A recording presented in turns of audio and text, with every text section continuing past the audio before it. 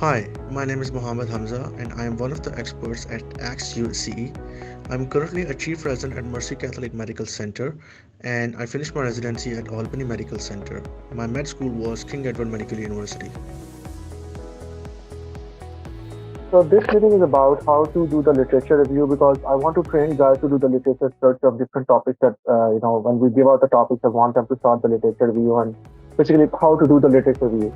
This meeting is basically supplementing what Yasin has already mentioned in his videos. So if anybody hasn't watched those videos, I would highly implore to watch those videos. And this meeting is going to be supplementing that knowledge that you gained there. The other thing I want to share with you guys, I think just to briefly touch how to do the basic screening and how to use the EndNote. Okay, so when we start to looking for any research topics, so let's discuss a topic that we did. I think some time ago we finished that analysis. It was regarding uh, the let's say DCB versus DES in peripheral arterial disease. Okay, so this is the topic. We want to compare the efficacy and safety of drug-coated balloons versus drug-eluting stents. So how to go on about that? When you have an idea, you need to know how to do a literature review. And the whole point is doing a literature review is that it has to be reproducible. So if I just go on PubMed and I just say drug-eluting stent, you know, and I just copy all the results. Somebody who would say, let's say, drug-eluting stent like this, his value may come out as if somebody says drug-eluting stent, so you see the numbers change from 844 to 830. So that's the thing. If you do a literature review, you should do in such a manner that whoever sees your literature search strategy comes with the same number of studies, so that your research is reproducible across anybody who can see your research or read the research can do the same thing and come with the same outcome. So that's what we have to do, to make sure that results are reproducible. So how do we do that? First of all, whenever I have to start, so my two go-to databases are PubMed and Embase. So if you know how to run the search on these two databases, then almost 90% of the literature you actually capture. And there are other databases like Cochrane, like Canal, like Scopus, like Web of Science, clinicaltrials.gov. It's good to have those as well. But if you go by Prisma guidelines or AMSTAR guidelines, they always say that you have to go through at least two databases to collect the study. So I go with PubMed and Embase. If I don't find a required number of studies, then I can also go to Cochrane or clinicaltrials.gov to look for studies there. Okay. Now, before I begin, what I always do is I make a file like this. You know, it's a 3 by 3 table. So what I do is to go to insert table. It's a 5 by 3 table. I just make this. Okay, why do I do that? Because whenever you have a clinical question, that clinical question has to be PCO. That has to have a population, that has to have an intervention, outcome, sorry, comparison, outcome, and study type. So this is the basically PCOS table that we make. So any question can be divided into these 5 parts. So our initial question was what? We were going to do DES versus DCB in peripheral arterial disease, right? So what is our population here, guys? I wanted to pitch in. People with the peripheral arterial disease. Exactly. So people with peripheral artery disease is the population. So PAD. What is our intervention? DES. Or if you want to go it another way around, you can even say that this is DCB versus DES. So your intervention can be either of those. Okay. And comparison would be the other thing. Outcome. Normally, if you are looking for a certain specific outcome, you should put that outcome in there. So, for example, if you are looking for major cardiovascular mortality, or I think the important outcomes in this topic was primary patency or CDTLR, which is clinically driven target lesion revascularization. So you have a lesion, you revascularize, you place DCB or DES. It closes again, and then you have to go back, and that's called CDTLR. But whenever I do it, I keep the outcome open. So basically, what I'm saying that I'm looking for all the outcomes that are available. I will take a look at all the studies, and I will pool their common outcomes. And study type. So if you want to do RCT only, if you want to do observation only, is another filter you can put in. Normally, if you do study type, if you limit to RCT only, you will get very high quality data. But most of the time, some topics do not have any RCT done on them. So you may not find any RCT. So you have to go to observation studies. And observation studies are obviously far more common than RCT because they're easy to do and see. So what do we do here? Now we have this table. We have to make sure that the terms that we're putting in are reproducible. So how do you do that? I go to PubMed and I go to mesh database. Okay, so mesh database, if I have, let's say, peripheral arterial disease, I have to search here. Peripheral arterial disease. Here's the mesh database. So I found the term. I just put the term here, and before I even delve into this, I first have to look at the feasibility of my meta-analysis, feasibility of my idea. I mean, are there very few studies on this idea? Are there too many studies on this idea? So how to check the feasibility? This is my litmus test for feasibility. I just search through the mesh databases. So this is mesh, and I would see drug-eluting stent. So I have a drug-eluting stent here. I just, sorry.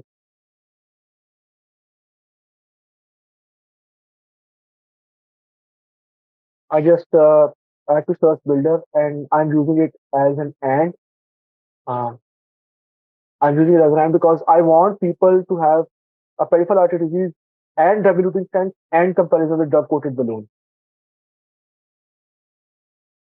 So I don't see any drug-coated balloon here. Okay, so what? So if I don't see anything that pertains to my mesh term, I have to broaden it. So there's a drug-coated balloon. What would be a broader term than drug-coated balloon? If anybody can answer this.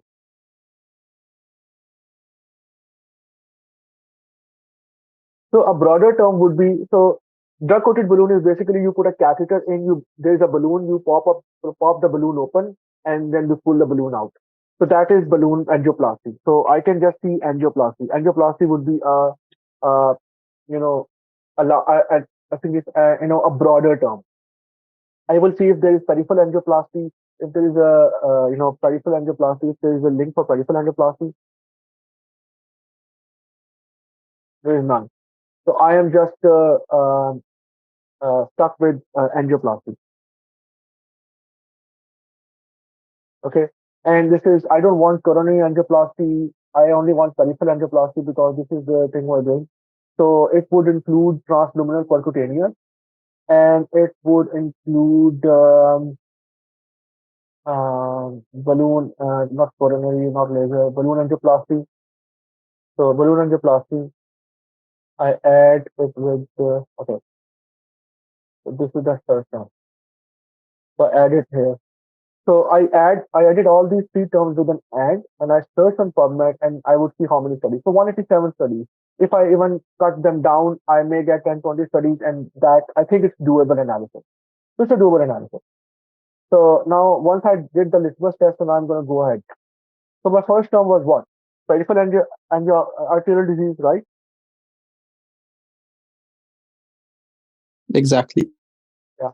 So this is I'm gonna copy it from here, and where is my Word file? So the second column would be for mesh term. So this is one. Next, I go all the synonyms. So these are all the synonyms that all the researchers or most of the researchers whose studies are in PubMed are using. So somebody will use peripheral arterial disease, somebody would use peripheral arterial diseases, somebody would use um, other terms like that. So I don't think there are a lot of terms here, but let's just go here. So I just paste them here. Okay. Now I have to clean this list. So peripheral arterial disease, peripheral, these with a comma, it doesn't make difference. So I can just take this term out. If there is arterial diseases with an S, so this term is different than this one. So I have to put it there. Then disease peripheral arterial is same, diseases peripheral arterial is same, peripheral arterial disease is same, peripheral arterial disease is same. Oh no, here's one more thing. Arterial and artery are two different terms. Even though it looks like same, but they are different terms. So artery diseases are different. Okay, okay. So now I cleaned up the list. So this is the for peripheral arterial disease. So all the terms in PubMed who pertain to peripheral arterial disease, all the articles would be, you know, we can find using these terms. Now, intervention was what? Was let's say our intervention is DCB. So okay, DCB. Balloon. Yeah, so we'll say angioplasty or balloon angioplasty. So I am basically going to use two of them. I'm going to use balloon angioplasty and percutaneous transluminal angioplasty as well. So this would come here, and this would be our intervention. And since I'm using two terms, I'm going to combine them with or. So let's just copy these terms first. You know what? Let's clean up the list as well. So dilation, transluminal arterial dilation, transluminal, arterial dilation, transluminal. Okay, so these are the same terms. Arterial dilation is different. Dilation, okay, okay, and transluminal arterial balloon dilation and angioplasty are different terms. Okay, and then what we have is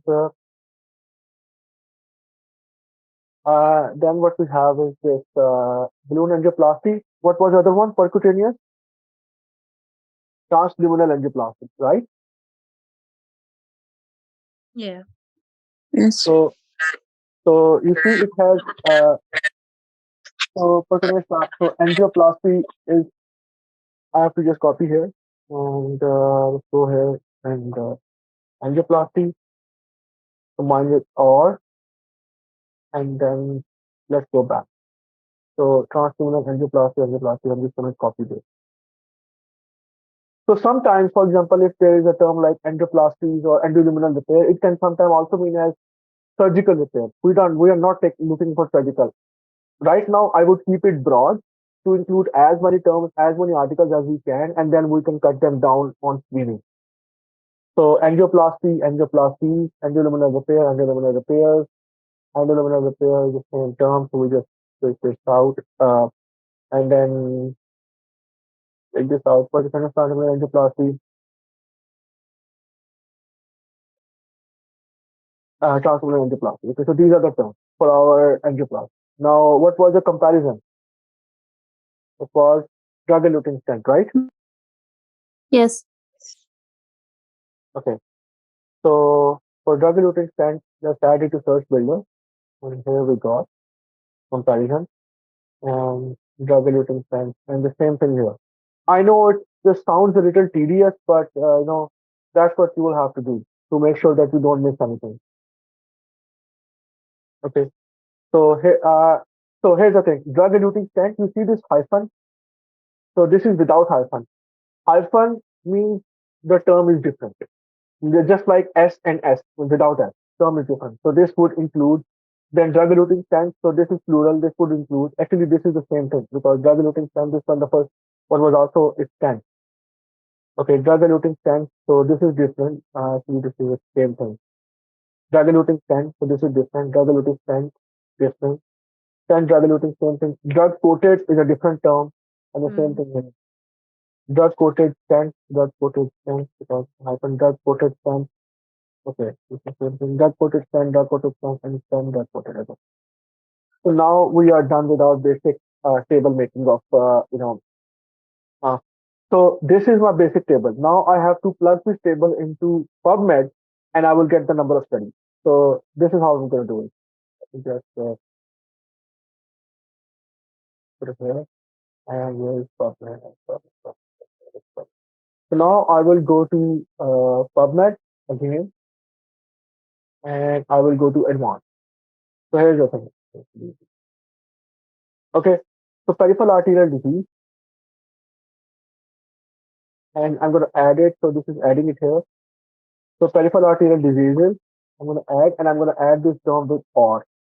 And the same thing I'm going to do with all these. When we decide add and when we decide or. So and so between P and I should be and. P, I, and C should be and. Among the terms, so here's the thing. What you're doing is you're trying to look for all the articles that pertain to peripheral arterial disease, right? So if you only put this term in and you don't put this term, so articles that have this term as a keyword will get missed. Okay, so we are using or with all these terms, so that will have a major first term, which will include all the articles which have peripheral arterial disease as an important topic, as a main topic. Um, am I making myself clear? Yeah. So this is when we do with or. Okay, so now we have a major search term with or. So let's search how many articles are there. So you see, initially when we searched with mesh term only, we had how many articles? 877 articles. Now see how many articles are there. 103 articles. Okay. So when you do this, go back to advanced and it's gonna save it in your search history. Okay. So this is in your search history. Now let's do this with everything else. So balloon angioplasty, add, and and with on.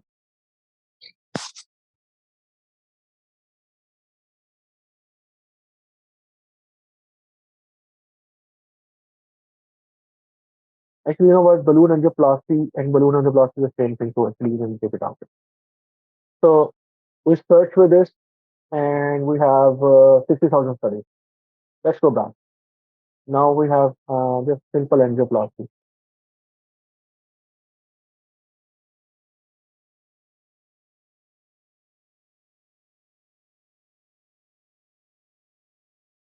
I know this is a little tedious process, but this is an important one.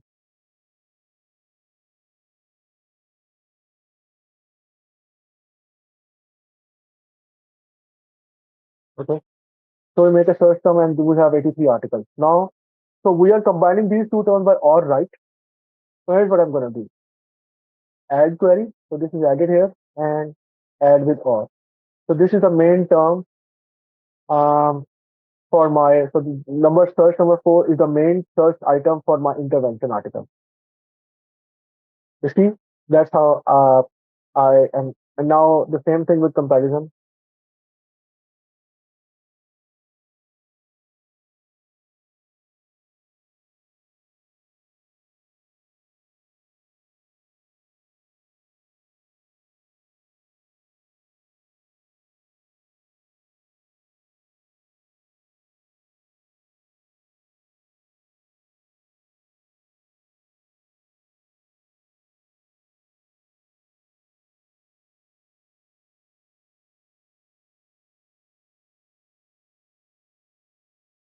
Okay, so now we have a term for our drug-eluting stent.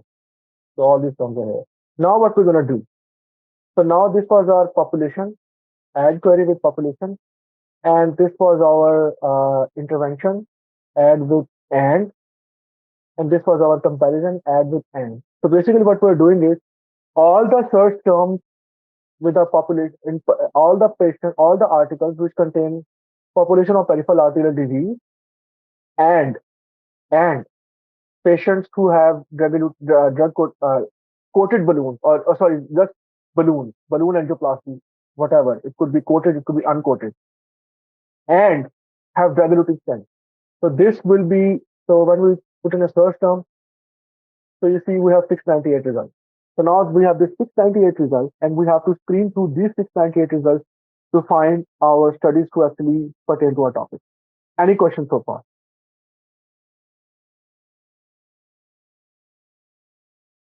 Okay. So far, so good. No, it's all for good. Yeah. Okay. So now if you want to further simplify it or further minimize it, what you can do, you can put filters here. So you want to do clinical study, clinical trial. So let's see if I just want to see meta-analysis. So it will tell me if there is meta-analysis done in the past. So primary drug-coated balloon so this is the meta-analysis that was done. Actually, this is done recently in May. This just published actually. Let's see what they are doing. So one more thing. When I do the meta-analysis like that and I find a study or something like that, I actually look at previous meta-analysis. For example, I'm just using a previous meta-analysis to see if there are any studies that are missing. Okay, let me just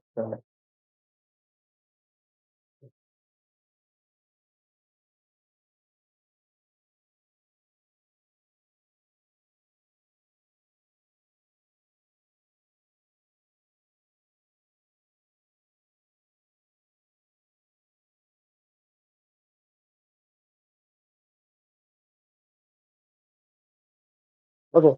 So what I would go through is I would take a look at the study to see how many studies did they find and four observation, two RCTs. So recent meta-analysis is four observation studies and two RCTs, right? And I think this is just an abstract, most likely, or just like actually, time text does not have accessibility.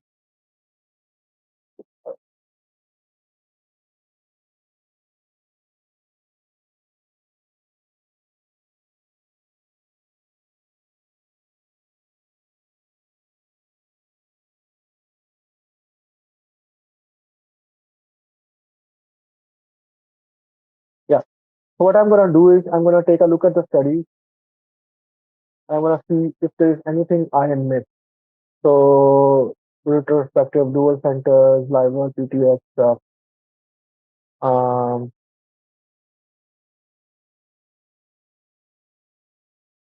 I'm gonna basically see all the studies that are in there and then go back.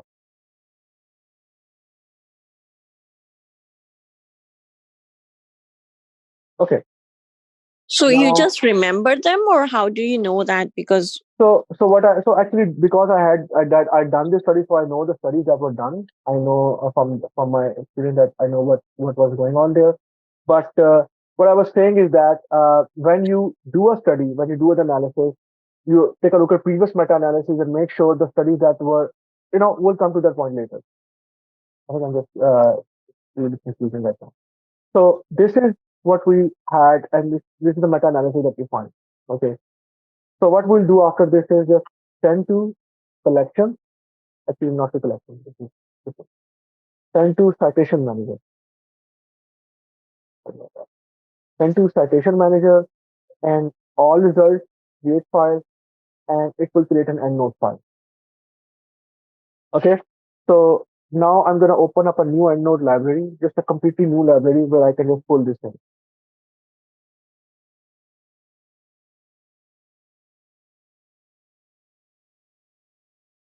So I'm just making a new EndNote library here. I just made the library. Before you open this file, make sure you have a new library open. Always, always make sure you have a new library open. Otherwise, it will add this study to the previous library that was open previously. So I open this studies EndNote. It's importing all the studies, and now all the studies are in here. 698 studies are in here. Okay, so that's one thing. Now we have searched our PubMed, and now one last thing to do. This was our main search term, right? So I'm just gonna copy this main search term. I'm gonna put it in my PubMed article here. And I will say that how many studies were there? 698. I'm just going to put 698 here. So this, if anybody uses this search term and plugs it into PubMed, he will find the same number of articles as I found. That means that the study, that would ensure that the study is reproducible. If anybody else wants to do that, he can get to the same result. Okay. Now let's go to Embase. The second one I want to do. Embase is much easier than PubMed. So Embase, you go to Pico. Population is what? Peripheral arterial disease. mm-hmm. The peripheral arterial disease, and it adds synonyms as it is. We don't have to, worry about that. Then we have drug-coated balloons. Embase is a little bit more exhaustive. And then comparison is drug-eluting stents. Okay. And now it shows me 523 results. Yes. I open the 523 results, and there I have it. I'm just going to select all the results. Actually, 523, export, EndNote format, So searching on Embase is much easier than searching on PubMed. I'm just gonna download it, and there I have this study. I have this library open up because I want these studies to mix with these studies. So I have a major final library. I'm just gonna open them up, and it's gonna import all the studies. Now here's the thing. I searched two databases, PubMed and Embase. So there are some journals which are in PubMed as well as they are in Embase. So some of the studies are bound to be repeated. Some studies are bound to be duplicated. So what I have to do is I have to deduplicate it.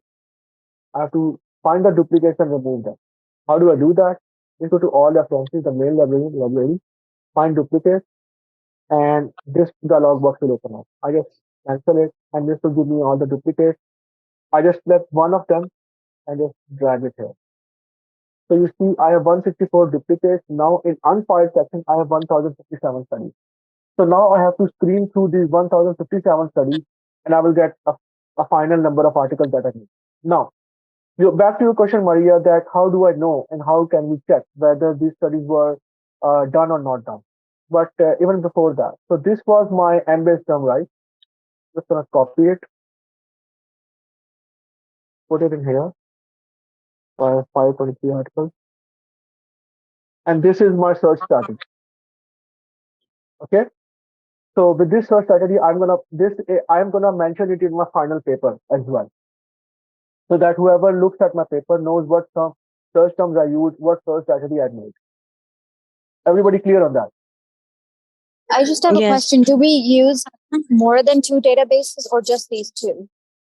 So ideally, you should use two databases. The best two databases out there are at PubMed and Embase. So they are very exhaustive. I can show you Web of Science as well. It has maybe half or maybe less than half of the articles that are present in Embase. I can show you how to use Scopus. I can show you how to use SNAR. But if you know how to use PubMed and Embase, you will get most of the study results. You capture most of the studies that are there in the literature. Any other question? Thank you, Hamza. Hamza, I have questions. Is this lecture report recorded? Yes. Awesome. Okay. Okay. What other question do you have? Any other question do you have? I have Okay. one question. How we know that this is enough studies? Based on the That's number so yeah. or So based on that's what I'm coming on. So how to know whether these are studies enough or not? So as I told you, we have to look at previous meta-analysis, right? So my previous Mhm. meta-analysis, let's say if I go to advanced, I still have the first term saved. I go to here, first term, I look at meta-analysis, and I found this meta-analysis. I'm just gonna open it. Let's say I open it up, and I look up. I have to just go to the same stuff again. Okay.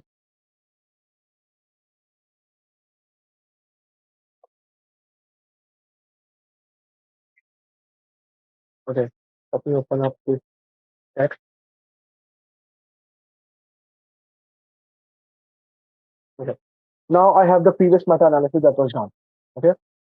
So this previous meta-analysis is including what study? So duct coated balloon, femoral popliteal artery, femoral popliteal artery, brilliant term, whatever. So this term was including Lee, pair, and the number of patients. With a certain cohort analysis, Grafico, real PTX, Zeller. Okay, these are the studies that were done. Okay. Now what I'm gonna do is take a look at this. I'm gonna open up my EndNote library. This was my EndNote library, right? I'm gonna Mhm. just search on here. So what was the first study? Lee. So search. So there should be so Lee. So there is a study with Lee from 2020. So this is the study Lee I did. So it is included in my search. Okay. The second thing was pair. So there are studies with pair. Then there is fucking cohort, and then there is grass people. So there is grass people by Listo. There is a study by grass people. Okay. There is a study. Okay. Now, what's the next study? Then is real PTS. Okay, so real PTS is by, I think it's by Boss Back. Yeah, so this is the real PTS study. Mm-hmm. Okay, so basically, I look at previous meta-analysis. So this is the real PTS. Okay, okay. Next is what Zeller. So there is the Zeller. So I should have Zeller in mind. So where is Zeller? So there is Zeller. Okay. Now I know that my search is exhausted.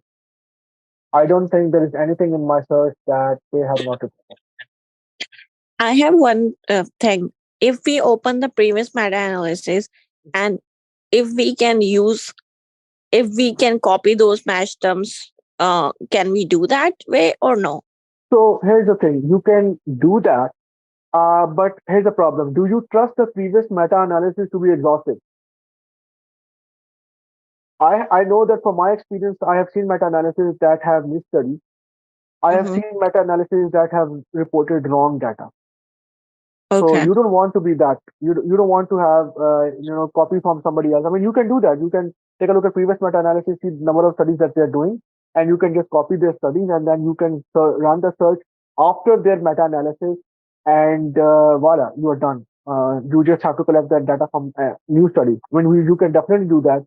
For some studies, I would recommend doing that. For example, if there's a previous meta-analysis that was exhaustive, good number of studies were done, you can just take the studies from that meta-analysis, add new studies, and write an upgraded meta-analysis. You can do that.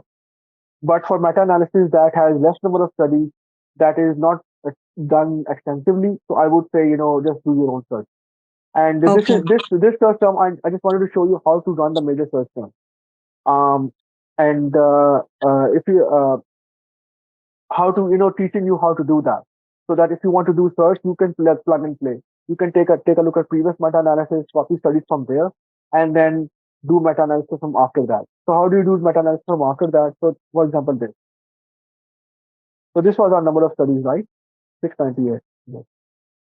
And let's say the last meta-analysis, for example, this one I think is 2023. Let's say if the last one was done in 2022 or Mm-hmm. 2021, so I would just minimize from 2021 to 2023. So I would cut down the number of studies that I actually have to screen. And we will in our meta analysis will take the previous meta analysis studies and these new study when we And screen them. these new studies, exactly. Okay. That's how you can cut down your time. You can take studies from previous one. But even if you take studies from the previous meta analysis, you make sure you double check their data when you collect their data, because sometimes there are Mhm. mistakes. So even if you take the studies from the previous one, you still double check the data. Got it. Okay.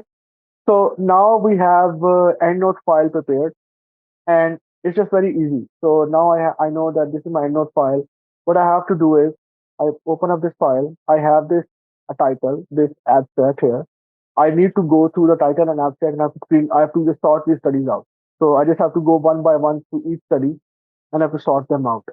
And how to sort them out? So like for example, I make group, right click, create group, and I create a group, and you can rename the group whatever you want.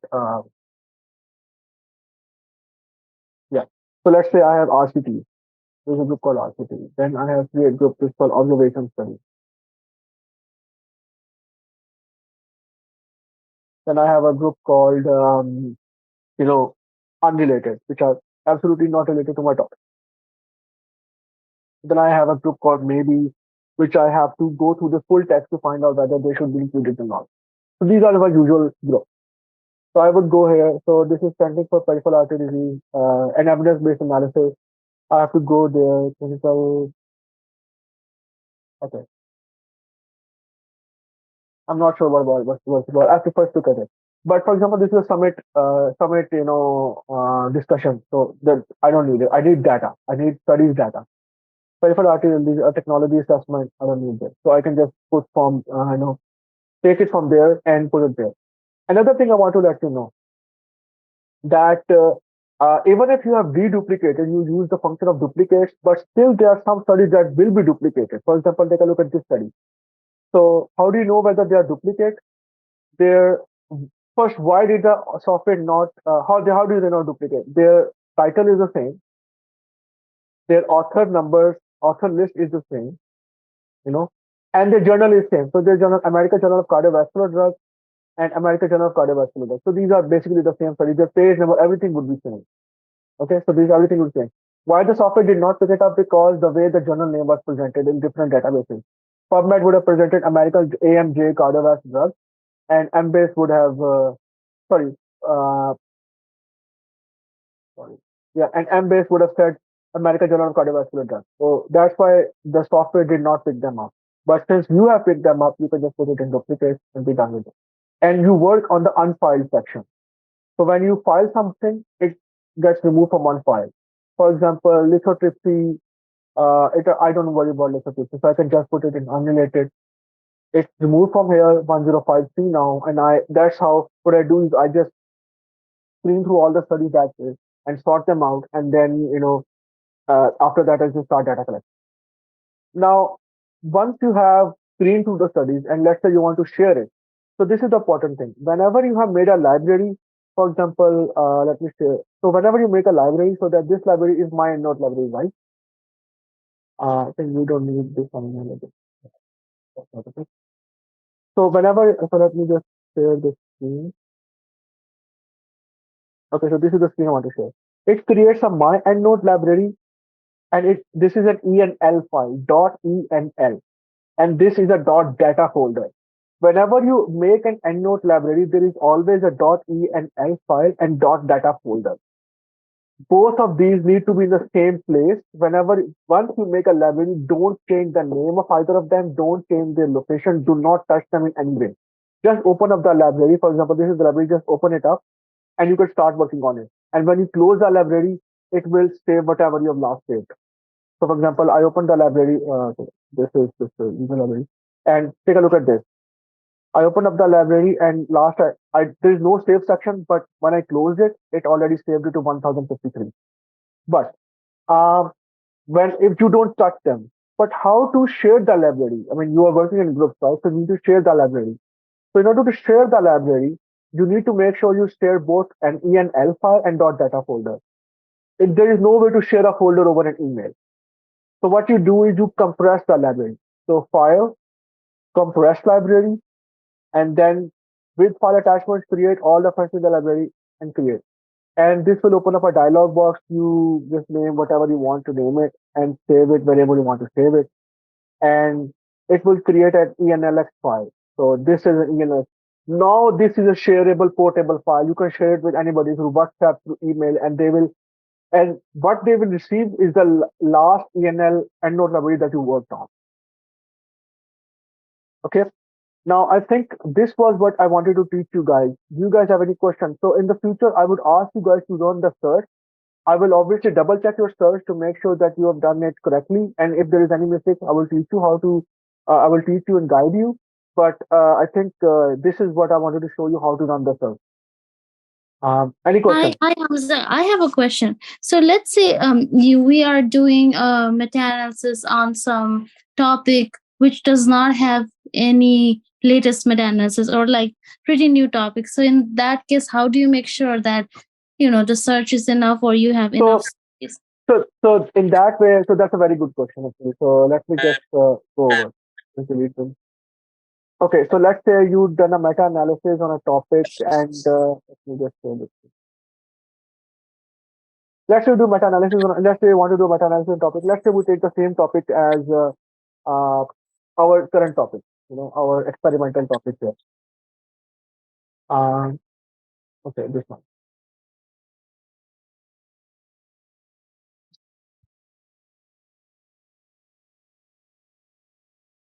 Okay, and I find a study that was pertaining to my topic. Let's say I find any study that was pertaining to my topic. So initially, we know that the study of